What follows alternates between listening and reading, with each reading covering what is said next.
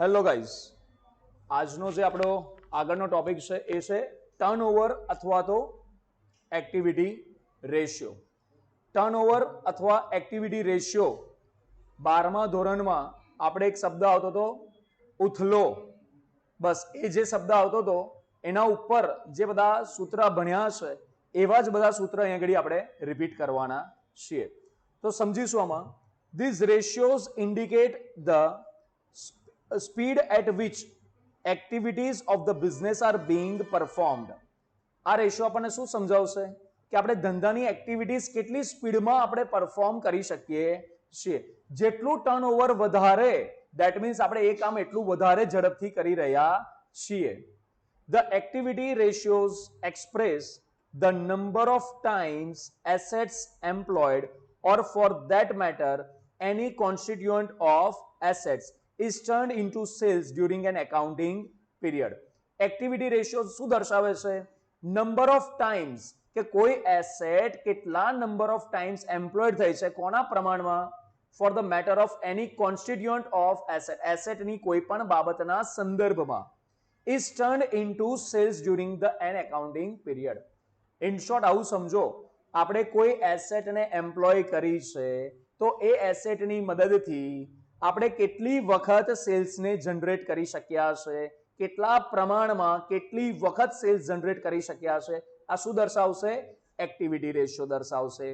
આગળ, higher turnover ratio means better utilisation of assets. જેટલો turnover ratio વધારે એટલું જ એસેટ્સનું યુટિલાઇઝેશન કેવું કહેવાશે? સારું કહેવાશે. And signifies improved efficiency and profitability.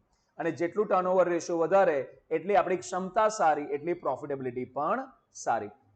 And as such are known as efficiency ratio. અને એટલા માટે આને કયા નામથી ઓળખી શકાય? એફિશિયન્સી રેશિયો તરીકે. ચલો, હવે આની અંદર જે ફર્સ્ટ પોઈન્ટ આપણને આપ્યો છે, ફર્સ્ટ પોઈન્ટ કયો આપ્યો છે? Inventory turnover ratio. ગુજરાતીમાં આવતું હતું સ્ટોકનો ઉથલો. રાઈટ? ગુજરાતીમાં લખવું હોય તો તમે લખી શકો છો સ્ટોકનો ઉથલો. અહીં બાજુમાં લખ્યું છે સ્ટોક ટર્નઓવર રેશિયો. આ શું દર્શાવશે?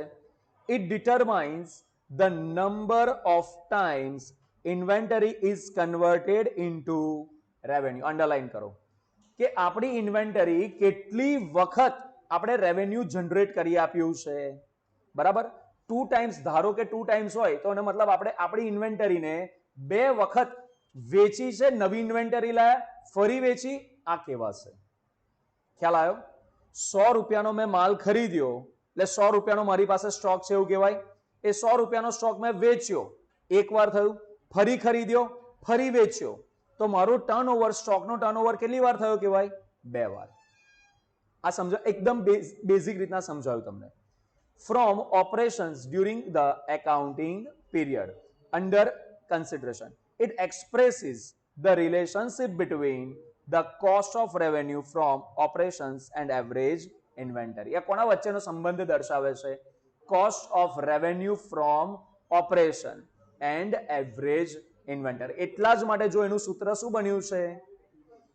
Inventory turnover ratio is equal to cost of goods sold divided by average inventory.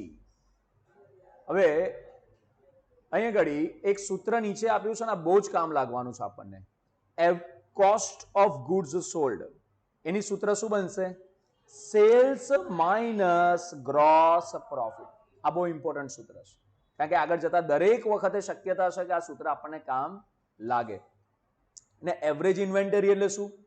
Opening stock plus closing stock divide by 2 એટલે શું મળી જાય આપણને? Average inventory. સમજ્યા ના? સમજ ફરી એકવાર રિપીટ કરું. એવરેજ ઇન્વેન્ટરી કેવી રીતના મળશે? Opening stock plus closing stock divide by 2 એટલે શું મળે આપણને? Average inventory. આગળ વાત કરીએ. એવરેજ, અચ્છા જો અહીંયા લખ્યું છે average inventory refers to arithmetic average of, કોનું એવરેજ કાઢવાનું છે? ઓપનિંગ એન્ડ ક્લોઝિંગ ઇન્વેન્ટરીનું. ક્લિયર થયું બધાને વાત? ચલો, if cost of goods sold is not given in the example, જો cost of goods sold example માં ના આપ્યું હોય, અથવા તો cost of goods sold is not possible to calculate due to absence of information or clear instruction is given in the example to take sales instead of cost of goods sold, then only take sales in the કરી દો underline. આપણે cost of good સોલ્ડની જગ્યા પર cells ફક્ત ક્યારે લઈશું? Cost of good sold જો ના શોધી શકીએ, એક્ઝામ્પલમાં સ્પષ્ટપણે કીધું હોય કે ભાઈ સેલ્સને જ તમારે ધ્યાનમાં લેવાનું છે, તો જ તમારે કોસ્ટ ઓફ ગુડ્સની જગ્યા પર સેલ્સ ધ્યાનમાં લેશો. અધરવાઇઝ કોસ્ટ ઓફ ગુડ્સ જ આપણે શોધીને અંદર મેન્શન કરીશું. સિગ્નિફિકન્સ, હવે આનું મહત્વ શું છે એ જરા જોઈ લઈએ. It studies the frequency of conversion of inventory of finished goods into revenue. Finish ગુડ્સની ઇન્વેન્ટરીને કેટલી વખત રેવન્યુમાં કન્વર્ટ કરે છે એની જે ફ્રીક્વન્સી છે ને ફ્રીક્વન્સી દર્શાવે છે. From operations it is also a measure of liquidity. આ લિક્વિડિટીનો પણ એક મેઝર કન્સિડર થાય છે. It determines how many times inventory is purchased or replaced during a year. આપણે આનાથી એ પણ જાણી શકાય કે એક વર્ષની અંદર આપણે કેટલી વખત ઇન્વેન્ટરીને રિપ્લેસ કરી છે, પરચેસ કરી છે. Low turnover of inventory may be due to bad buying, obsolete inventory etcetera and is a danger signal. જેટલું તમારું ટર્નઓવર ઓછું એ શું દર્શાવશે? ભાઈ તમારી ઇન્વેન્ટરી વધારે વેચાતી નથી, તમારો માલ વધારે વખત રોટેટ થતો નથી. તો એની શક્યતા શું હોઈ શકે? લોકો તમારી પાસેથી ખરીદતા નથી, અથવા તો તમારી જે ઇન્વેન્ટરી છે કેવી થઈ ગઈ છે? ઓબ્સોલેટ. ઓબ્સોલેટ એટલે જૂની થઈ ગઈ છે. સમજો અત્યારે ટ્રેન્ડ ચાલતો હોય કોઈ વેસ્ટર્ન ક્લોથ્સનો, બરાબર, વેસ્ટર્ન ક્લોથ્સનો ટ્રેન્ડ ચાલતો હોય અને તમે આજે પણ કોઈ ટ્રેડિશનલ ક્લોથ્સની દુકાન લઈને બેસી રહો, તો શક્યતા બહુ વધારે છે કે તમારો માલ પડી રહેશે. નહીં વેચાય એવો નહીં, પણ વેસ્ટર્ન ક્લોથ્સનો જેટલો વેચાશે કદાચ એના સામે કમ્પેરિઝનમાં ઓછો વેચાઈ શકે છે. આવી ચાન્સીસ છે. બીજું, high inventory turnover is an indication of efficiency of management of inventory. અને જેટલો હાઈ ટર્નઓવર રેશિયો હશે એટલું શું દર્શાવશે? કે તમે તમારી ઇન્વેન્ટરીને વધારે એફિશિયન્ટલી શું કરી રહ્યા છો? મેનેજ કરો છો. High turnover is good but it must be, high turnover ભાઈ સારું છે પણ it must be carefully interpreted as it may be due to buying in small lots or selling quickly at a low margin to release cash. ભાઈ high ટર્નઓવરનો મતલબ પછી એવો ના થવો જોઈએ કે એમાં તમને કોઈ પ્રોફિટ જ ના થાય, બરાબર. હાઈ ટર્નઓવરનો મતલબ બહુ કાળજીપૂર્વક આપણે એને ધ્યાનમાં લેવાનો છે. ત્યાં આગળ સ્મોલ લોટ્સમાં બાઇંગ થવા જોઈએ, બરાબર. રિપ્લેસ થયા, જૂનો માલ હતો એને પાછો વેન્ડરને મોકલી દીધો, નવો લઈ આવ્યા, આવું બધું ના થવું જોઈએ. શું થવું જોઈએ? માલનું વેચાણ થવું જોઈએ, બરાબર. એ ચાહે સ્મોલ લોટ્સમાં થાય, જે પણ રીતના થાય, પણ એમાં માલનું વેચાણ થયેલું હોવું જોઈએ. અને આવું જરૂરી છે. કેમ? જેટલું ભાઈ હાઈ ટર્નઓવર રેશિયો હશે ને એટલું તમારી પાસે કેશની લિક્વિડિટી વધારે રહેશે, એટલા રૂપિયા તમારી પાસે ઝડપથી ધંધામાં આવ્યા કરશે, રાઈટ? આ રીતના. Thus, it throws light on utilization of inventory of goods. એટલા માટે આપણે કહી શકાય કે આ શેના ઉપર ફોકસ કરી રહ્યું છે? ઇન્વેન્ટરી ઓફ ગુડ્સના યુટિલાઇઝેશન પર. ચલો હવે સેકન્ડ પોઈન્ટ આપણો ચાલુ થઈ રહ્યો છે, ડેટર્સ ટર્નઓવર રેશિયો અથવા ટ્રેડ રિસીવેબલ્સ ટર્નઓવર રેશિયો. આનું ગુજરાતી નામ શું હતું? એનું ગુજરાતી નામ શું હતું? દેવાદારનો ઉથલો. યાદ આવે બધાને? ચલો હવે દેવાદારનો ઉથલો આ સમજવા માટે આપણે નીચે એક્સપ્લેનેશન જોઈએ. It expresses the relationship between credit revenue from operations and trade receivable. કે ભાઈ કેટલું ક્રેડિટ રેવન્યુ જનરેટ થઈ રહ્યું છે ઓપરેશન્સ અને ટ્રેડ રિસીવેબલ્સમાંથી એ દર્શાવશે. તો જો આની ફોર્મ્યુલા શું બનશે? Debtors turnover ratio is equal to credit sales. શું લખ્યું છે? Credit sales divide by average debtors. ફરી એકવાર, ડેટર્સ ટર્નઓવરનો રેશિયો કેવી રીતના મળશે ભાઈ પાછળ? Credit sales divide by average debtors. અને એવરેજ ડેટર્સ કેવી રીતના મળશે? Opening debtors plus closing debtors divide by 2. પણ જો તમને દાખલાની અંદર બિલ્સ રિસીવેબલ પણ આપ્યું હોય તો એને પણ તમારે ઇન્ક્લુડ કરવું પડે. તો પછી ફોર્મ્યુલા શું થઈ જશે? Opening debtors plus opening bills receivable, આ બંનેનો સરવાળો. પછી એમાં બીજું પ્લસ કરીશું, closing ડેટર્સ plus closing bills receivable, બધાના છેદમાં 2. બધાના છેદમાં 2. સાહેબ 4 આઈટમ છે, 4 નહીં કરવાના? ના ભાઈ, છેદમાં કેટલા લેવાના? 2. સમજ્યા કે ના સમજ્યા? આ રીતના ગણાશે. એટલે તમને શું મળી ગયું? એવરેજ ડેટર્સ મળી જાય. એવરેજ ડેટર્સ મળી જાય પછી તમારો દાખલો ઈઝી થઈ જાય. ઓકે, ચલો હવે આનું શું મહત્વ છે એને પણ જરા સમજીએ આપણે. Significance. The liquidity position of the firm depends upon the speed with which trade receivables are released. જે liquidity position છે ફર્મની એ શેના પર ડિપેન્ડ કરે છે? Speed of with which trade receivables are realized. ભાઈ કેટલી ઝડપથી આપણા રૂપિયા જે લેવાના છે, જે આપણું લેણું છે, કેટલી ઝડપથી આપણું લેણું વસૂલ થઈ રહ્યું છે એ આપણને અહીંયાથી શીખવા જાણવા મળશે. એક ઉદાહરણથી સમજો. આપણે આની જે પણ વેલ્યુઝ આવશે, હું તમને પ્રેક્ટિકલ ઉદાહરણમાં વધારે એક્સપ્લેન કરીશ. આની જે પણ વેલ્યુઝ આવશે ને, જેટલી હાયર વેલ્યુ હશે ને એનો મતલબ એટલું ઝડપથી આપણે શું થઈ રહ્યું છે? આપણું કલેક્શન કવર થઈ રહ્યું છે. આ સમજીશું આપણે. જો this ratio indicates the number of times the receivables are turned over and converted into cash.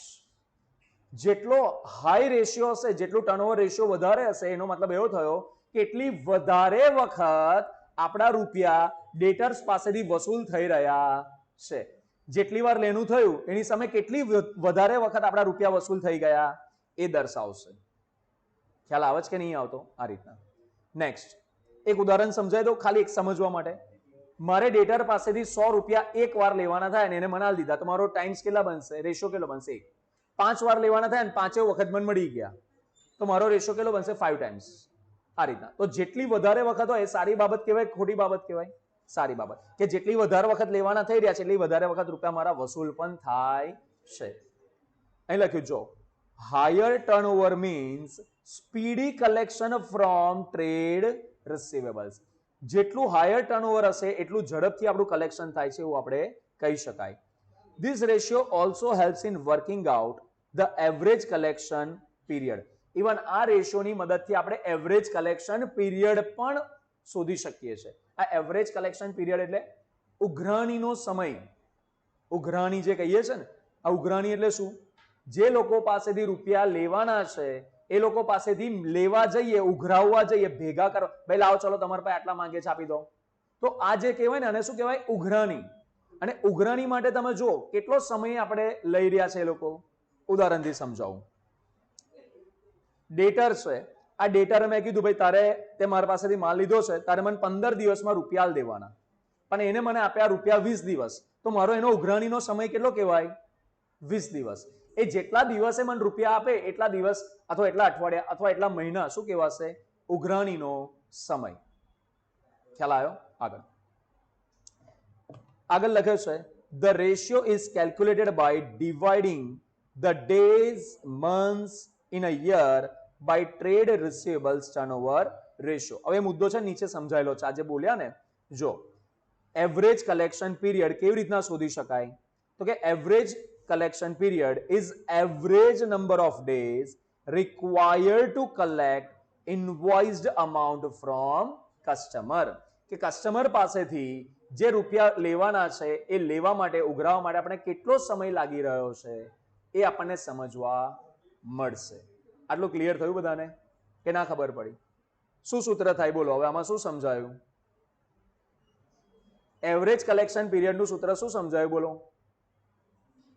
હજી નહીં સમજાયું, સમજાઈએ. જો average collection period is equal two 365 days અથવા તો 12 મંથ્સ અથવા તો વીક્સમાં શોધવું હોય તો 52 વીક્સ જો શોધવું હોય તો ડિવાઈડ બાય જે ઉપર હમણાં શોધ્યું હતું ડેટર ટર્નઓવર રેશિયો આનાથી ડિવાઈડ કરતો એટલે તમને ખબર પડે કે ભાઈ એવરેજ કલેક્શન પીરિયડ આપણું કેટલું આવે છે. ચલો આનું સિગ્નિફિકન્સ જોઈ લો, મહત્વ જો. The measure is used to determine the effectiveness of company's credit granting policies and collection efforts. આનાથી આપણે એવું જાણી શકાય કે આપણી કંપનીની જે ક્રેડિટ આપવાની જે પોલિસી છે, જે રૂપિયા ઉઘરાવવાની જે પોલિસી છે એ કેટલી અસરકારક છે એ આપણે સમજી શકાશે. A company's average collection period is indicative of effectiveness of its accounts receivable management practices. જેટલું આ એવરેજ કલેક્શન પીરિયડ સારો એટલું જે શું દર્શાવશે કે ભાઈ આપણી જે એકાઉન્ટ રિસીવેબલ કલેક્ટ કરવાની જે મેનેજમેન્ટની પ્રેક્ટિસ છે એ કેટલી સારી છે આપણે સમજી શકાય છે. આગળ અચ્છા તમને પૂછું છું, એવરેજ કલેક્શન પીરિયડ વધારે હોય તો સારું કે ઓછો હોય તો સારું? ઓછો હોય તો સારું. Very good. કેમ ઓછો હોય તો સારું?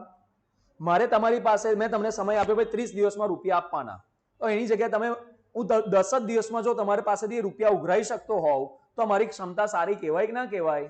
તો અહીંયા સમજવાનું એવરેજ કલેક્શન પીરિયડ જેટલો ઓછો તેટલું સારું. અચ્છા ડેટર્સ ટર્નઓવર રેશિયો ઓછો તો સારું કે વધારે હોય તો સારું? વધારે હોય તો સારું. ક્લિયર થઈ બધાને વાત? આગળ.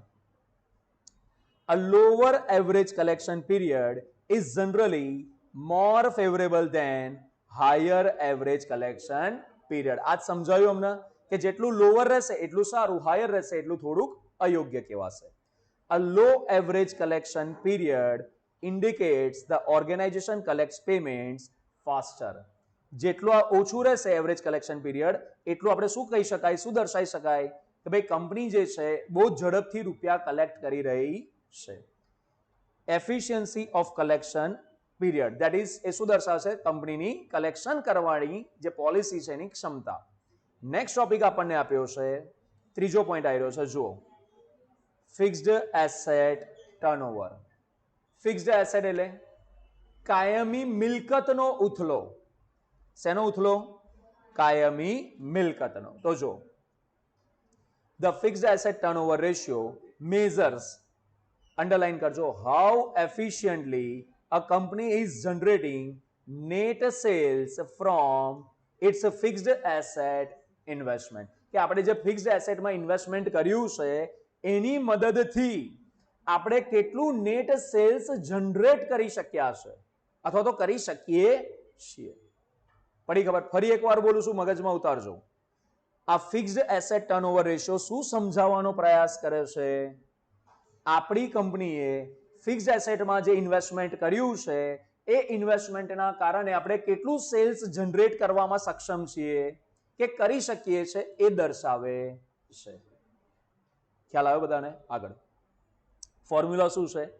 Fixed asset turnover is equal to sales divide by average net fixed asset. Again average net fixed asset આવ્યું એટલે શું થશે? Opening fixed asset plus closing fixed asset divide by 2. ખ્યાલ આવ્યો બધાને? આગળ હવે આનું પણ મહત્વ જરા સમજી લઈએ. The fixed asset turnover ratio is an efficiency ratio that measures, શું મેઝર કરે છે? How well a company uses its fixed asset to generate sales. કે કોઈ કંપની પોતાની ફિક્સ્ડ એસેટને કેટલી સારી રીતના ઉપયોગ કરી રહી છે સેલ્સને જનરેટ કરવામાં. A high fixed asset turnover ratio often indicates that a firm is effectively and efficiently uses its assets to generate revenue. જેટલો આ ટર્નઓવર રેશિયો વધારે તેટલું આપણે શું કહી શકાય કે ફર્મ પોતાની એસેટ્સને એટલી વધારે સારી રીતના ઉપયોગમાં લઈ રહી છે. આવું બોલી શકાય? હા કે ના? આગળ. A low fixed asset turnover ratio generally indicates the opposite. A firm does not use its assets effectively or to its full potential to generate revenue. આનો જેટલો લો ટર્નઓવર રેશિયો આવશે એ શું દર્શાવશે કે ફર્મ પોતાની એસેટ્સને અસરકારક રીતના અથવા તો સંપૂર્ણપણે ઉપયોગમાં લઈ રહી નથી. હજી એ એસેટ્સને વધારે સારી રીતના ઉપયોગમાં લઈ શકાય તેવી સંભાવનાઓ છે. ખ્યાલ આવ્યો ફિક્સ્ડ એસેટ ટર્નઓવર રેશિયોનું? આગળ નેક્સ્ટ પોઈન્ટમાં જઈએ. હવે ફિક્સ્ડ એસેટની જગ્યા પર શબ્દ ખાલી ચેન્જ થયો. શું શબ્દ આવ્યો? Total assets turnover. શું શબ્દ છે? તો ફિક્સ્ડ એસેટની જગ્યા પર શું લગાડી દઈશું? Total asset. તો જો the assets turnover ratio measures the efficiency of company's assets to generate revenue or sales. Asset turnover ratio can be determinant of company's performance. કે ભાઈ કંપની પોતાની એસેટ્સને કેટલી સક્ષમતાથી ઉપયોગમાં લઈ રહી છે એ આપણે અહીં જાણી શકીએ છીએ. ફોર્મ્યુલા શું બનશે? Total assets turnover is equal to sales divide by average net total assets. શું આવશે? Average net total assets.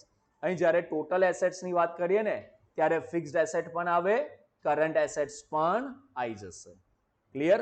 જો અંદર નીચે લખ્યું છે net total assets is equal two fixed asset plus current assets minus preliminary expenditure. જે પ્રાથમિક ખર્ચાઓ કર્યા હોય તે. કંપનીની સ્થાપના વખતના જે ખર્ચાઓ હોય ને એ બધાને બોલાય પ્રિલિમિનરી એક્સપેન્સીસ. ખબર પડી? નોંધણીનો ખર્ચો ને આ બધા જે ખર્ચા આવે ને આ બધાને બોલાય પ્રિલિમિનરી એક્સપેન્સીસ. એ બધા હોય તો માઇનસ કરવા પડે. ચલો આનું મહત્વ સમજી લઈએ. The higher the asset turnover ratio, the more efficient a company is at generating revenue from its asset. જેટલો એસેટ ટર્નઓવર રેશિયો વધારે એટલું જ ફર્મ વધારે પ્રોફિટ જનરેટ કરવા માટે સક્ષમ બનશે, એટલું જ વધારે સેલ્સ કરી શકશે. એવું કહી શકાય. A low asset turnover ratio generally indicates that a firm does not use its assets effectively or it is its full potential to generate revenue. કહી શકાય કે જો લો ટર્નઓવર રેશિયો હશે તો ફર્મ પોતાની બધી એસેટ્સને પૂરતા પ્રમાણમાં ઉપયોગમાં લઈ રહી નથી. તો રેશિયો રેવન્યુ કેવી આવે છે? ઓછી. ક્લિયર થઈ ગઈ વાત બધાને? તો આ થઈ ગયો એનો થિયોરિટિકલ પોર્શન સમાપ્ત. નેક્સ્ટ વિડીયોમાં આપણે કવર કરીશું એના એક્ઝામ્પલ્સ.